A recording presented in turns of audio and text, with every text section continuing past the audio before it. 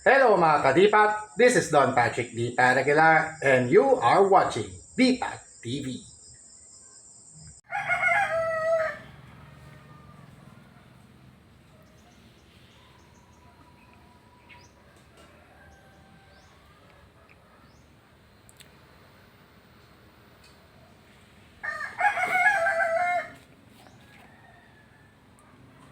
This Dipat's Tamiya League random video log is presented to you by LBC We Like to Move It. And special thanks as well to Tamiya Tiangge Online and the Kwik Hobby Shop in the City of Malolos, Bulacan.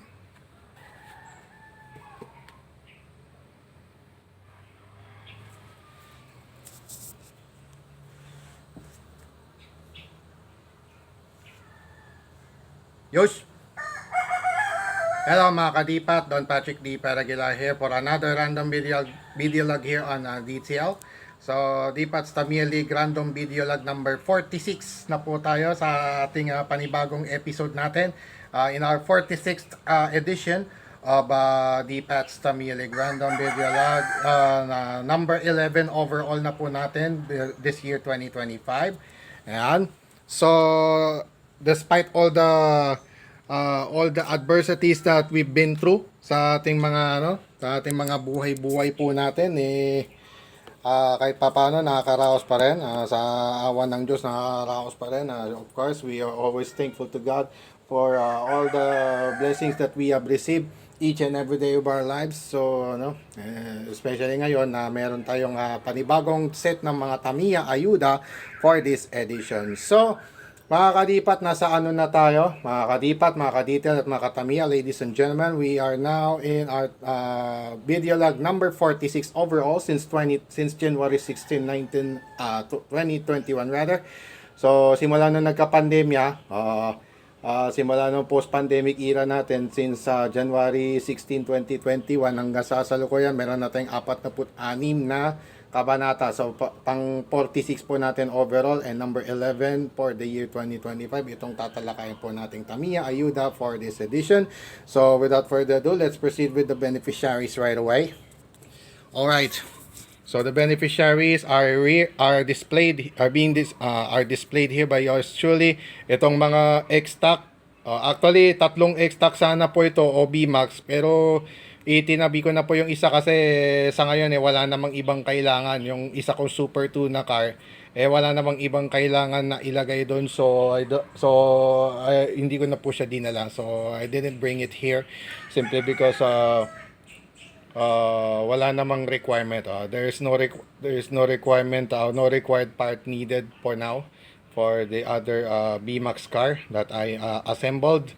And ayan nga, sina Ryuki at Scarlett are two of the beneficiaries of this ayuda that we are about to unfold later on, alongside Savannah, Green Penoy, the Blue Ice King, BIK, itong kasalukuyan ko binubuo, pinapatuloy ko lang na project, and then si Magmar, Mohiro, yan. So ito yung buong yung B-MAX fleet on the left, and on the right is the Speedtech fleet that yours truly assembled and played with. So during the sa mga actual competitions na sinasalihan po natin. So yan. So without further ado, wala nang paligoy-ligoy. Ano na natin yung ating beneficiary for nabinggit na natin yung mga beneficiary. So without further ado, let's proceed right away with our unboxing of kanina nga lang po in-unbox na po natin dahil para nga po, just to show kung yung nag-deliver kasi ni-request na buksan na to kagad so that makita niya talaga yung yung bakit madalas akong nagbibili nagpapa-deliver through LBC, through cash on delivery. Once again, special thanks to Tamiya Tiangge Online and the Kwik Hobby Shop in the City of Malolos, Bulacan. So pwede makapunta rin ako dyan sa Vista Mall Malolos just to lang yung practice na lang kasi yung mag-compete, magabihin pa ako, mahirapan pa ako sumakay pabalik ng Urdaneta. Kung kaya naman, yun ang problema. Yung pagbiyahe lang talaga ang problema. So, usually, pag mga ganyan, na lang ako, mamasya, mamimili, maglalapag, yun lang, practice lang, gandun na lang muna. Pero yung mga kapag, ng mga ibang actual competition, especially mga international event, kagaya nung road to Timac, road to Japan Cup, road to Malaysia, and so on. Yan. Wala pa. Wala pa ako sa condition talaga. Hindi ko lang talaga maharap na condition simply because of my duties, obligations, and responsibility to the family. Talagang parang on my own na ako. Talagang offline yoyo. O you're on your own. Offline yoyo talaga yung peg ng inyo pong lingkod sa mga responsibilities para sa lalo na sa aking tatay. So, yan din yung rason bakit hanggang ngayon hindi ako makapag-asawa, hindi ko nga magawang manligaw dahil diyan. Sobrang sabihin na nating depressed, stress, anxious, lahat-lahat na. Yun, talagang nakakainis minsan. Kung lang na lang, mapamura ka na lang sa sobrang tindi ng pagdurusang pinagdaraanan. So, I have the right to say that. Again, I have the right to say that na gano'n naman, na bawal ako hindi pwedeng bawal ako magdamdam, bawal ako maging masaya, mga ganyan. No? Alright. So, mga kadipat, ito nga po yon yung natin, yung ating binuksang ayuda. So, we have opened it already earlier. So, so, without further ado, we'll discuss right away all of the tune-up parts that I have bought for in the pursuit of continuing our development of Tamiya Mini 4-wheel drive racing cars na sinasali po sa aking mga tournaments. Yeah, once again, special thanks to Mr. Irvin Mary Constantino and the rest of Tamiya Tiangge online and the Kwik coffee shop. Yan, in the City of Malolos, Bulacan. Yan nga po, through LBC's cash on delivery service. Yan nga po yung nakalagay dito. So, dito ko na siya ilalagay. Okay? So, hindi ko na ginamit yung salamin ko. Pasensya na, umarap ako sa camera na walang salamin. Hindi ko na nagamit yung antipara ko. Erig! Palibasa kasi, dilat na dilat. dilat kakanood ng Philippine Open Billiards na 9-ball tournament na pinapalabas na ngayon. Hanggang Sabado po yun. Hanggang Sabado yung ano na yun. So, yan. Of course, napaka-exciting ng mga laban. Even the rest of the world joined the competition. A lot of memories being made there. Each and every table has their own story as well. So, yan. Alright, so without further ado, as I resume our topic regarding the ayuda or the Tamiya ayuda that I'm going to unfold. Here now are the items that I have bought and received through COD. And yun na. Without further ado, wala na tayong countdown. Diretso na po tayo sa ating topic. Right. So for our discussion, ayan nga po, dugtungan na natin. Let's reveal first ang ating unang ayuda na bubuksan na ating ipapakita rito sa ating DCL random vlog is this one. Medyo malabo. Ayon. Ang una nating part na ating ipapakita rito sa ating DCL random vlog for this edition ay itong small diameter, low friction, narrow tires with diameter of 24 millimeters with carbon 3-spoke wheels na hango or derived from which was derived from the BS chassis mini 4-wheel drive cars having these wheels. Yan, example nga, Lightning Magnum, Blitzer Sonic, Blazing Max. Yun yung mga some of the models, some of the BS chassis models na meron ganitong klaseng itsura ng mags o gulong. So in this set, it is made of carbon. And ang item number po nitong naturang part na binili ko is 15541. Again, this is 15541. Ito pong small diameter 3-spoke BS wheels, carbon wheels na merong low friction tires na itim din. The same goes with low friction tires. Talagang napakatigas. Holy smoke, napakatigas nga. Diyos ko po. Nani! Nani! Grabe! Kita niyo naman kung gaano katigas ang yung low friction tires na to. Talagang mas matigas pa sa super hard. Sos, Ginoo. Sabay ganun no? Alright. So, ayan nga pong na to, yung 15541 na item number nitong naturang part set o wheel and tire set. Itong ang magiging beneficiary nito will be yan. Itong dinisplay ko po rito. na si Ryuki. Possibly either Scarlett or Ryuki. Either of these actually. So, kahit sino sa mga ito, bahala na ako kung saan ko gagamitin, whether kay Scarlett o kay kay Ryuki, okay lang kung sakali. Pero for the meantime, pwede rin kay Ryuki na lang muna. Parang emergency combination ko na lang to muna gagawin. For the meantime, parang ano ko na siya, parang emergency combination kung sakaling ang lalaro uli ako sa mga XStock or basic max races, if ever. Yan, shoutout din sa Team Eat Unwind Tamiya as well as sa United Tamiya North Racers as well. Yan, sa mga kabaro po natin dyan na nakalaro natin sa Tamiya Mini 4 Drive Racing in actual competition. So, ayan nga po, itong ano na to, for the meantime, dito ko muna siya ikakabit. Pero pang ano lang yan, for emergency purposes only. In case of emergency, ibig sabihin. So, kung may mataas na bank, kung may mataas na bank, hindi ko muna siya gagamitin. Pero kung flat surface, tapos manipis yung preno ko sa ilalim, pwede kong gamitin to. So, yun yung strategy doon. Ayun, nag-share na po ako ng strategy kung paano ko to gagamitin. Yun yung sa tingin kong diskarte na maaari kong gawin when it comes to Tamiya Racing using this wheel and tire set. It's either small or medium, palit-palit gulong na lang. Depende ngayon sa preno. Kung manipis ang preno, pwede ako mag small diameter kung flat surface. Pero kung may heavy bank, medium. Angat ko lang sa medium. Pero with the same brake,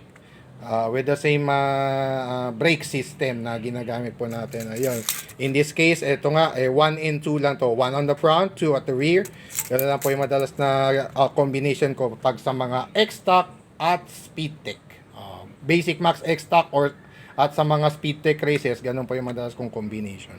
So, for this matter, malamang si Ryuki mas makikinabang dito. Palibasa kasi mga kadipa, itong si Ryuki kasi, dalawang second round ang binigay sa akin nung huli, nung final leg ng TNR Cup. Of course, extended congratulations to all the winners and the podium finishers overall. And that eight-legged TNR Cup, the 8-leg event TNR Cup. Yeah. So for now, dito siya. So I'll display it right here for the meantime. Alright, next to reveal are these array of items inside this paper bag. Balot na balot. Duru. Noni. Noni. Sabay ganun. Alright, next to reveal in no particular order on random selection. Etong una sa ating random selection, we got here the high-grade carbon reinforcing plate designed for 30 mm and 19 mm aluminum rollers with item number 15497. So that's the second time I bought this item, 15497 item number with a thickness of 1.5 millimeter. Yung dalawang ano na yan, popsicle na yan. Ito ang pwede kong kung sakali ay gagamitin ko to, pwede kong gamitin yan either kay Scarlett, kay Mojito, pwede rin kay Mojito, pwede rin kay BIK, pwede rin kay basta lahat ng FMs actually. So lahat ng carbon FMs ko doon ko gagamitin itong high grade carbon reinforcing plate. Karaniwan nga po pag sa B-MAX o XStock, ito po talagang ginagamit natin in both ends of the racing car natin sa XStock at B-MAX for CFM. So for this case, pwedeng kay Mojito na lang muna yan or kay Scarlett din o maghati sila dyan if ever. So for the meantime, pwedeng hati sila. Yan. So ayan, dito ko po siya nilagay. Or pwede rin kay BIK kung sakali. Pang emergency ko itong si BIK. In case of emergency, pag may natanggal na isang gun blaster, ito yung ipapalit ko kung sakali. Basta mayroon pa ako kasi mga gulong doon na hindi pa napaprocess yung goma. So ewan ko kung kailan ko mabibigyan ng time yan. Basta wag lang akong manghina. Basta gagawin ko. Pag sinipag ako, gagawin ko rin yun. Next tune na part set next item Actually, it's an array of item. Ito nga pong basic tune-up part set na designed for FMA or front motor aero chassis with an item number of 15514. Again, that number is 15514, the item number of this basic tune-up part set for FMA chassis. Yan nga po yung example, yan nga po yung yung talagang kabuuan na yon. Kung paano yung laman nito, merong front plate, FRP, AR FRP in front, and MS FRP rear. Merong cylinder mass damper, red ball caps, yan yung mga red ball cap, pati roller, kulay pula rin. Tapos merong 35mm screw, itong mahaba na to sa likod. So yan yung content nitong basic tune na part set for FMA chassis. And the reason that for buying this tune up part set, it's simply because of this. Ito po, yung mga cylinder mass damper na ito, mga ball cap, at yung mahabang tornilyo na nasa loob po nito, which is the 35mm in length. Yung 35mm long screw na pwedeng gamitin ni either ni Ryuki or ni Sabana this time. So pwede ko ring dito ilagay si Sabana katabi ni Ryuki, then maghahati po sila sa basic tune na part set na yan alongside Scarlett as well. So itong mga Red Army na to ang maghahati-hati dito sa basic tune na part set na yan. It's all up to me now to decide on kung saan gagamitin yung mga yan. So that's for me to decide. On that note, that's for me to decide. Alright? So the next part that I'm gonna reveal here is this mass damper set, heavy mass dampers, which has a default item number of 15401. Again, that's 15401. That number is the default item number of this mass damper set, heavy. Yung heavy mass damper na yun, simply because pinukulang na ako sa heavy mass damper, kaya bumili ako ng ganyan. So possible either kina Magmar or Green Penoy yan, depende. Bahala na ako kung kanino ko ibigay yan. Pwede kay Green Penoy, pwedeng kay kay Magmar yan, hati. Again, it's up to me to decide on that. So yan, yung heavy, lang yan, pagdagdag lang sa mga. Unfortunately kasi sa Tamiya Tiangge online yan, shoutout ulit. Unfortunately kasi ito lang ang merong mass damper heavy sa kanila. Wala na yung mga black tsaka silver. Wala sila makita na black tsaka silver o hindi available sa kanila. Siguro either talagang mahirap nang hanapin, o kung mahanap man yun, mas mahal na yung benta, or talagang discontinue na. Possibly. Yun na naman ang dalawang rason dyan. Either discontinued item siya or or tawag dito, either discontinued dyan or meron mang rare na nga lang, o rare item na nga lang. Mas mahal. Asa mo na, mas mahal yung bentahan. Alright. So, in this paper bag, I only have a couple of items left. So, the penultimate item to be shown here, our penultimate item for today's edition is this carbon reinforced rear double roller stay with 3 attachment points. Item numbers 15412. Again, 15412, one of the most common tune-up parts being used. One of the most common tune-up parts being used for carbon FM chassis when it comes to Speedtech and B-MAX racing, as well for Super 2 chassis as well. Also for BS chassis, and also for ano pa ba yung mga gumagamit ito? Ayun, TZX. Actually, Super TZX ginagamit din to actually. So, itong na to, yung carbon reinforced rear double roller stay na to will be given to BIK. Actually, ito na yung pinakabago niyang tune na part. Iaabante ko na lang siya para baka matakpan kasi yung mga auto na nandito. So for on that note, dito ko siya ilalagay. Itong si Blue Ice King, parang yan na yung bago niyang restay. In conjunction with nito. So in conjunction din siya with this plate, yung sinabi ko kanina na high grade carbon. Bibili pa ako nito, mga dalawa pa. Siguro mga dalawang set pa bibilin ko na ganyan. Para makabumal lang ng mga, siguro kahit hanggang 5 B-MAX lang, pwede na. Kahit hanggang 5 basic max na auto o XStock, walang problema. Yun lang yun. That's it. Kahit 5-5 na lang kada kadikore, o 4-4.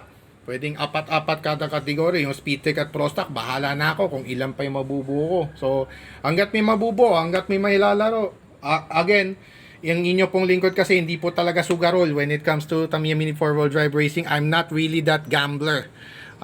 Yung gambler attitude, wala akong ganong klaseng attitude na magsusugal.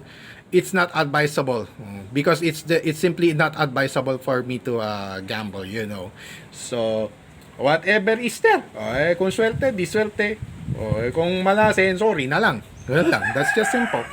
Simple as that. What you see is what you get na lang. Ganun. Diba? Simply put. And last, but definitely not the least, our final part for today's edition. Final part of the final tune-up part to be revealed here are these pairs of 19mm 6-spoke aluminum ball race rollers with red plastic rings with an item number of 95513. Once again, it's 95513. I bought a couple of pairs of aluminum ball race rollers with the diameter of 19mm and with the red plastic rings as well. Ito naman pong mga aluminum ball race roller na to will be given here for Magmar. So actually ilang beses na kasi ako dinadala sa second hit ni Magmar dahil kaya ano naman para ma-rewardan naman, para mapalitan ko po ito. Ang my reason for buying that is simply because of this. I just want to replace this. Especially for Speedtech racing na talagang more on speed siya talaga. So, ang magiging magkakatalo na lang talaga doon sa patatagan na lang ng preno. Ang nakikita ko na lang talagang magkakatalo talaga yung patatagan ng preno. So, yan ang dahilan. So, that's the reason of my own reason for buying these aluminum ball race rollers with plastic ring. Any 5-spoke or 6-spoke, it doesn't matter as long as it has plastic rings. Depending on the color, depending on the car model that I have. So for this case, it's red. This can also be orange actually for Magmars. So pwede namang orange and red, orange and yellow, pwede rin. Orange, red, orange, yellow, white, gold. Yon, walang problema. Pwede kay Magmar po. Pwede nga orange and yellow yan kung sakali pwede kong gawin. Pero for this matter, para maiwasan ko yung paggamit ng mga o-ring, isa na lang yung gagamitan ko ng o-ring yan. So ang mangyayari diyan, isa o dalawang car na lang magagamitan ko ng o-ring. Isa o dalawa, siguro sina Green Penner at BIK na lang magagamitan ko ng o-ring yan on that note. So ewan ko lang. So tingnan natin kung may mabubuo pa ako out of this kung sakali. No. Yan. So, unfortunately, wala nang laman. Yun na nga po yung last item na nailabas ko dun sa box na pinakita po natin. So, ayan. So, ayan na po. Summary po natin from left to right. From left to right na po yung pag-summarize natin without any particular order. Alright. So, ito nga po yung ating summary ng ating mga ayuda for today's edition of DCL Random Vlog number 46. We got heavy mass dampers set of default item number 15401 to be given to either Green Penoy or Magmar or any other Speedtech car na posible kong mabuo if ever. And then, ito nga po mga 90mm aluminum ball race roller na may red plastic ring yan, definitely for Magmar. Design for Magmar din. So that mapalitan ko na po yung mga yung mga dati kong binili na aero spoke rollers. Pabang wala pa akong o-ring, at least mayroon pa akong ibang option para makalaro sa mga Speedtech. At ang matindi nun, magiging mas mabilis pa. Pwedeng maging mas mabilis pa yung takbuhan ng aking mga Speedtech. Okay, next. Ito nga carbon restay. Ayan, yung carbon restay 3 attachment points. Yan, nandyan. Yan, for BIK, of course. Alongside this high grade carbon plate na design extended popsicle for extended carbon popsicle for 19mm. In this case for 19mm. Pwede ring 13, pwedeng 19. It's all up to me kung ano ikakabit kong roller sa likod. Bahala na akong dumiskarte. That's exactly what I meant. That's exactly what I mean here. It's up to my own diskarte or method of installing the parts. It's up to me to decide on it. Yan, alongside Mojito as well. Ayan, posibleng si Mojito mapalitan din. Parang reinforcing na lang siya doon sa ilalim. So, tatry ko yung magre-reinforce ako doon sa ilalim. Tapos, yan. Okay, next. The last two parts to be shown. Ayan, yung mga gulong, yung mga carbon wheel na may low friction tire yan. Either kay Scarlett or kay Ryuki yan. And definitely not the least finally, itong basic tune up FMA. Hati-hati itong tatlong to. Sina Scarlett, Ryuki at si Sabana, maghati-hati po dyan sa yung ball cap, malamang kay Sabana. Yung 35mm na mahaba, pwedeng kay Ryuki. Tapos yung replacement nun, pwede kong ilipat kay Sabana or yan. That's just one way actually. So I'm just telling kung ano yung posible kong gawin. Yan. So yan. Tapos yung cylinder damper, again kay Sabana. Pwedeng kay Sabana rin yan if ever, or kay Ryuki. Kung sino yung marireward, kung sino yung nakapagpasok sa akin sa second round onwards, di doon ko na naka. So for this case, malamang kay Ryuki. Then yung matira, pwedeng kay Sabana na malipat. O yung mas luma. Na. Alright, so there you have it. Ito nga pong mga nakalatag na mga pyesa kasama ng mga beneficiaries. Ito na nga po yung kabuuan ng ating talakayan for today's edition of D-Pat's Tamiya League Random Video Log number 46. So it's already the 11th installment, for the year 2025 regarding my continuing development of my Tamiya mini four-wheel drive racing cars being entered in the competitions that I can afford to attend to, and as well compete at the best that I can with the best that I can. All right. So once again, this has been Don Patrick D. Paragular here for now, signing off. Thanking you so much to all who watch and whoever will watch anytime here on this random video log regarding my further development of Tamiya mini four-wheel drive racing cars sa ating pagpapatuloy ng D-Pat's Tamiya League Random Video Logs. Yan, sa ating playlist na D-Pat TV, sa ating playlist on YouTube channel, D-Pat TV, Don Patrick Aguilar. So please like, follow, share, subscribe to all of my social media platforms. Yan, ipapaskil ko po yan at the end of every vlog. Nakapaskil po dyan at the end of my every vlog. Yan. So for now, I remind everyone to stay safe and healthy. Avoid negative vices, especially drugs and all other negativities around you. Protect yourselves from all negativities and toxicities at all times and at all costs as well. Once again, I'm leaving you a pleasant day to all of you. And as always, to God be all the glory and honor. God bless to all of us.